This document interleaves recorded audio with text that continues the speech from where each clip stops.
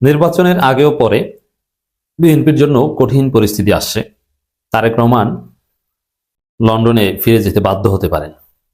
দর্শক, বিএনপি কিছুটা জানে এবং টের পেয়েছে।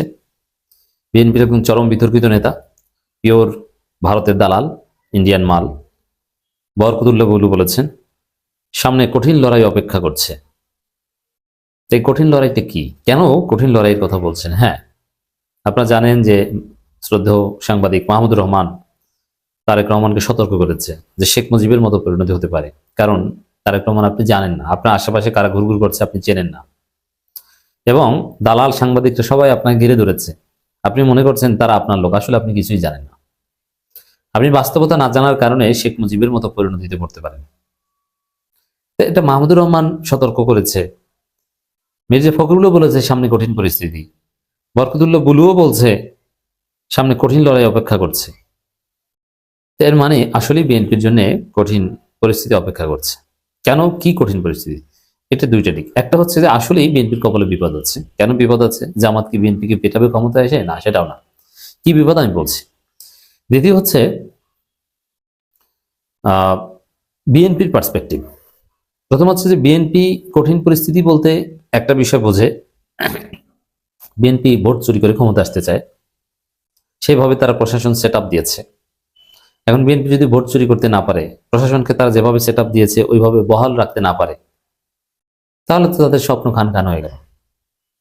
তো এই জন্যে বিএনপির যে সাজানো গোছানো চুরির, ভোট চুরির যে সংসার, এটা যদি ঠিকঠাক থাকে তাহলে বিএনপি বলবে সব ঠিক আছে, লেভেল প্লেইং ঠিক আছে, লেভেল প্লেইং ফিল্ড একদম ওকে। কিন্তু বিএনপি যখন দেখবে বা দেখছে যেভাবে প্রশাসন সাজিয়েছে, ভোট কারচুপির যে পরিকল্পনা করছে, এরা আসলে দিন শেষে পিছু হতে বাধ্য হবে। বাংলাদেশে, নতুন বাংলাদেশে কোনো কারচুপি দানাই বানাই চলবে না। তো বিএনপির কারচুপির সম্ভাবনা শেষ হয়ে গেলেই বিএনপি বলবে পরিস্থিতি ভালো না। তখন ইউনুসকে বলবে নিরপেক্ষ, জামাতি, অমুক তমুক নানান কিছু অলরেডি বলা শুরু করেছে।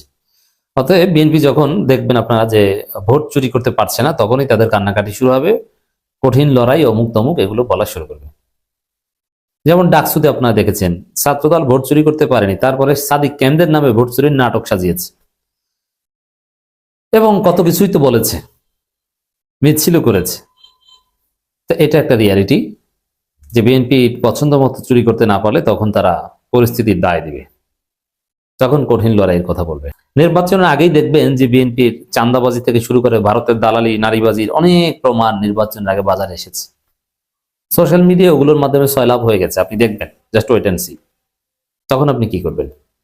তো ওইটা একটা কঠিন পরিস্থিতি। যেহেতু আকাম করেছে, আকামের রেকর্ড আছে, নির্বাচনের আগে ওগুলো বাজারে আসবে, তখন বিএনপি ব্যাকফুটে চলে যাবে এবং চরম বেকায়দা করবে, নাম্বার ওয়ান। দ্বিতীয় হচ্ছে নির্বাচনের পরের কথা যদি বলি, যেহেতু নির্বাচনে বিএনপি জিততে পারবে না, তো বিএনপি বিরোধী দল হবে।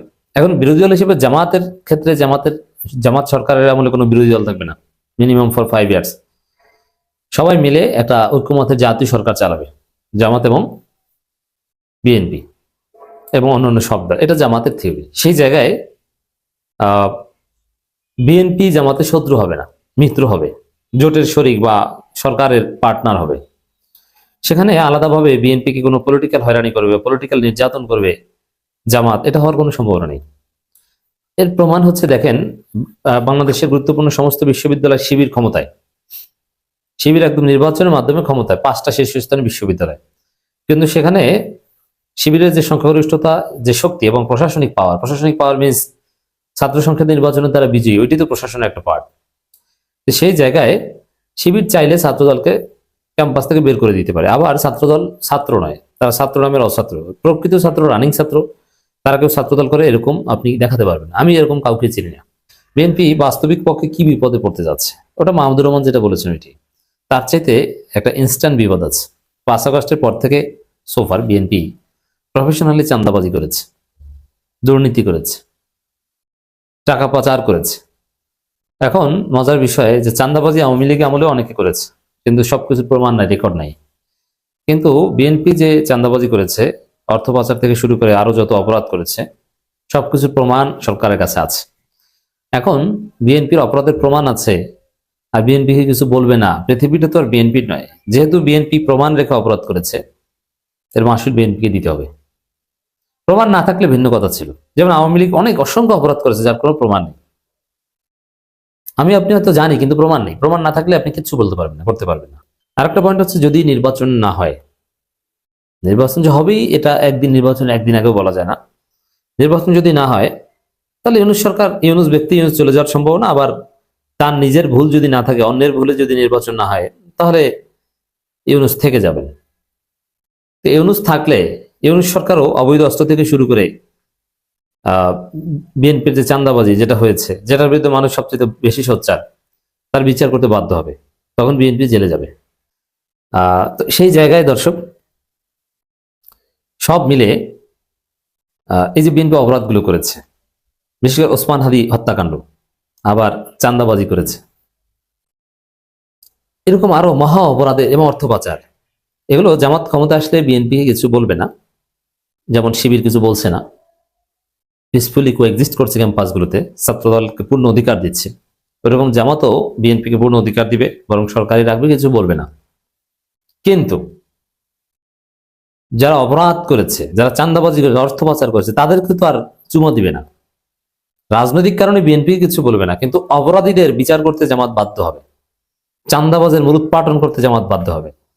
আর এই চাঁদাবাজের বিচার এবং অপরাধীদের মূলোৎপাটন করতে গেলেই বিএনপি ধরা খেয়ে যাবে। তখন বিএনপি বলবে যে এই যে আমরা কঠিন বিপদে পড়েছি। আসলে বিপদে পড়বে তাদের আমলের কারণে।